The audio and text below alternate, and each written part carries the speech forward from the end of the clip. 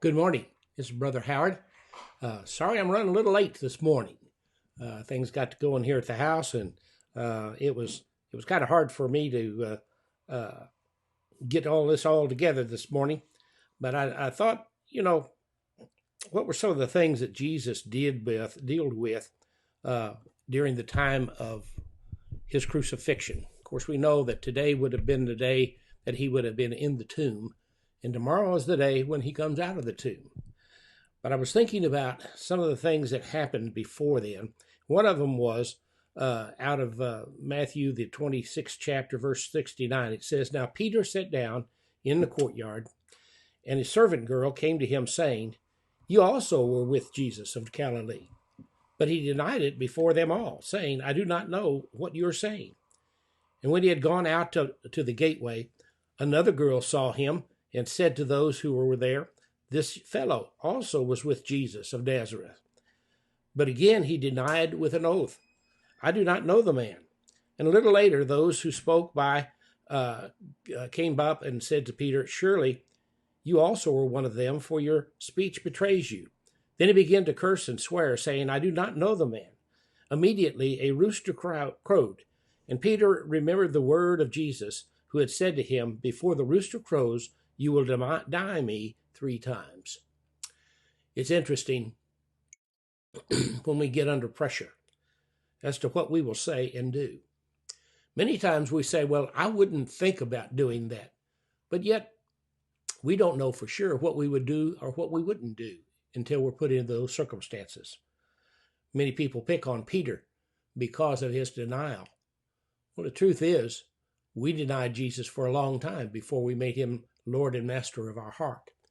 Some of us are still resisting his obedience to him, and we do so on a daily basis. It's just an enigma to me how we can literally say no to the one who created the universe, the one who actually brought all life together, is involved in the creation of man, who made the entire universe and the expanse thereof, and we say to him, no. We're just as bad as what Peter was. Peter, of course, reacting to the situation, probably feared for his life and knew that the Sanhedrin was out for all of the disciples, not just Jesus. They hunted down their leader, but they were eventually going to get to these others as well. They were going to find the followers.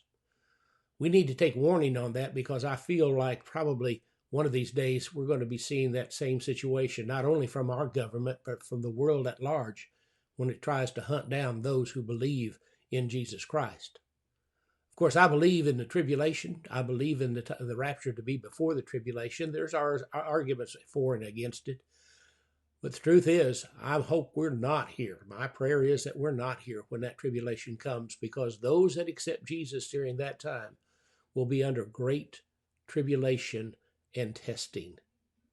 It's happening now. We just see in the beginnings of it, folks. But that also tells me that Jesus is not far away. So as we think about the situation with Peter, and we start pointing fingers, I've always said when we start pointing fingers, we need to look at the other three fingers that are folded back, pointing to us. We're just as guilty. What happened is the fact that we need to be with Jesus, following him on a daily basis. So please, think about your relationship with Jesus, your relationship with your family and friends, and let's remember that before we judge, realize that we'll also be judged. Jesus forgave Peter at the lake when they gathered together after his resurrection. So I know that he will forgive us of our trespasses as well. It's Saturday morning. Jesus is in the tomb, but he's not going to stay there. He did not stay there. He was doing other magnificent things even while he was in the tomb and in the grave. One day I'll get into that, and we'll talk about what he did in those 3 days. God bless you. Have a great day. We'll see you tomorrow morning. Church, I want you to know, Crow Mountain Baptist Church members, the four of us are going to be at the church building.